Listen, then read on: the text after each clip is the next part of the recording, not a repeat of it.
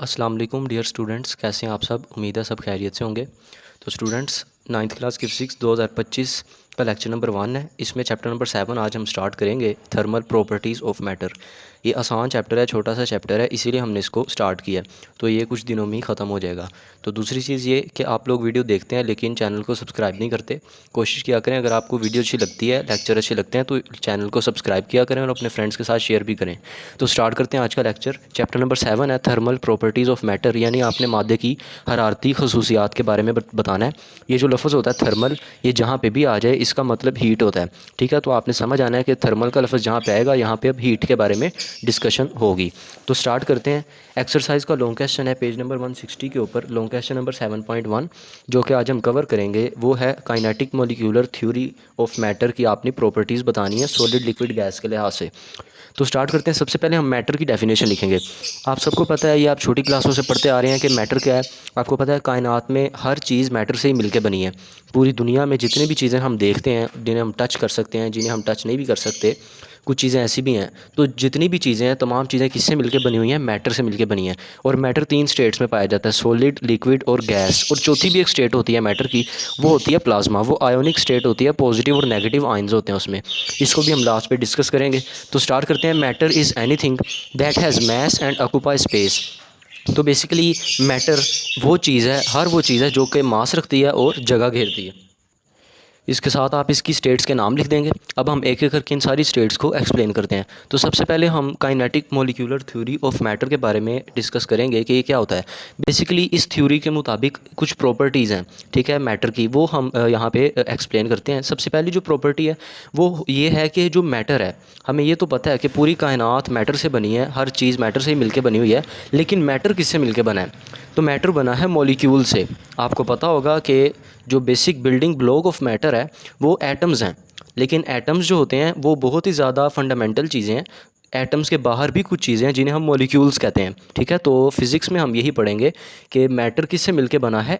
ये मॉलिक्यूल से मिलकर बना है। Matter is composed of very small particles called molecules. तो ये मॉलिक्यूल से मिलकर बना है, जो कि छोटे छोटे पार्टिकल्स हैं। सेम उसी तरह जिस तरह एक दीवार बनाने के लिए हमें ईंटों की ज़रूरत होती है, तो जब हम ईंटों को आपस में मिला देते हैं तो वो जो ईंटें हैं वो एक दीवार खड़ी कर देती हैं। तो यहाँ पर मैटर के केस में जो छोटे छोटे मॉलिक्यूल्स हैं, जब उन सबको मिला दिया जाता है तो कोई नई चीज़ जन्म लेती है, जिनमें सॉलिड, लिक्विड और गैस शामिल है। ठीक है, तो सेकंड पॉइंट है इसका कि molecules are always in motion. तो मॉलिक्यूल जो होते हैं हमेशा वो मोशन करते रहते हैं, हरकत करते रहते हैं। ठीक है, अब इनकी मोशन किस टाइप की होती है? देयर मोशन में बी वाइब्रेशनल। ठीक है, वो वाइब्रेटरी मोशन करते हैं। वाइब्रेटरी मोशन का मतलब होता है आगे पीछे मोशन करना, या टू एंड फ्रो जिसे कहते हैं। ठीक है, और इसके अलावा रोटेशनल मोशन भी कर सकते हैं मॉलिक्यूल्स, और लीनियर मोशन भी कर सकते हैं। तो इन तमाम मोशन की टाइप्स को हमने चैप्टर नंबर 2 में बड़ी डिटेल से डिस्कस किया हुआ है, तो वहाँ से आप इनका लेक्चर देख सकते हैं। इसके बाद आखिरी पॉइंट है kinetic molecular theory of matter का, कि there exist a mutual force of attraction between them known as intermolecular force. तो इन मॉलिक्यूल्स के दरमियान एक फोर्स भी पाई जाती है जिसे कहते हैं इंटर मॉलिक्यूलर फोर्स। उस फोर्स का क्या काम होता है? इस फोर्स का काम होता है कि वो मॉलिक्यूल्स को आपस में बाइंड करके रखती है, एक दूसरे से जोड़ के रखती है, अट्रैक्ट करके रखती है। ठीक है, जिस तरह मैंने आपको अभी एग्जांपल दी दीवार की, कि दीवार ईंटों से मिलकर बनती है, लेकिन ईंटों को जोड़ने के लिए भी हमें कोई मटेरियल चाहिए होता है, जो कि सीमेंट वगैरह होता है। तो वो बेसिकली इंटरमॉलिक्यूलर फोर्स का काम कर रहा है मैटर के केस में।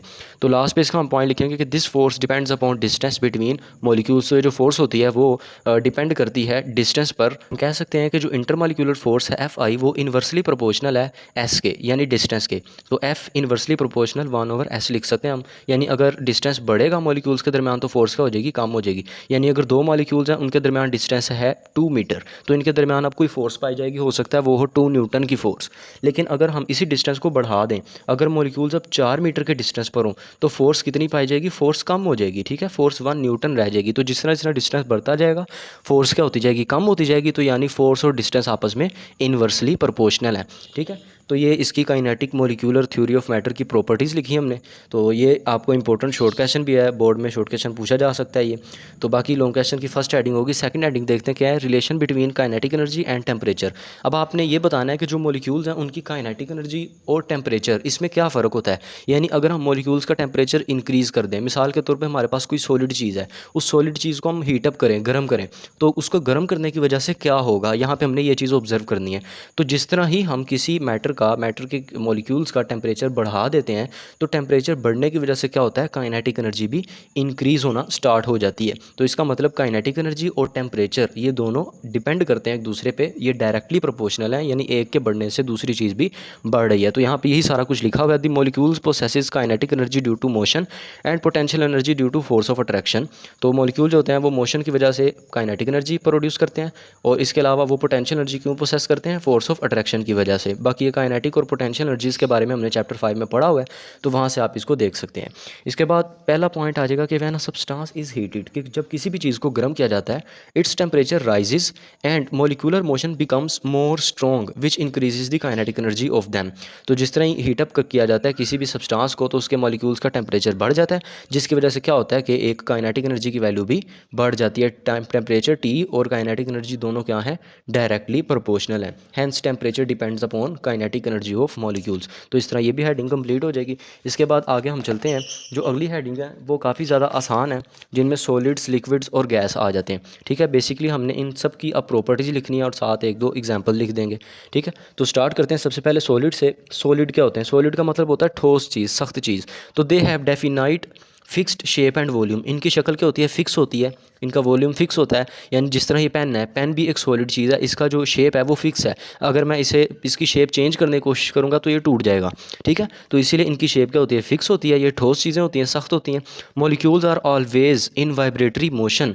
तो सॉलिड में कौन सी मोशन होती है, सॉलिड में वाइब्रेटरी मोशन होती है। वाइब्रेटरी मोशन का मतलब है टू एंड फ्रो मोशन या बैक एंड फोर्थ जिसे कहते हैं, यानी आगे पीछे मोशन करना अपनी मेन पोजीशन के गिर्द।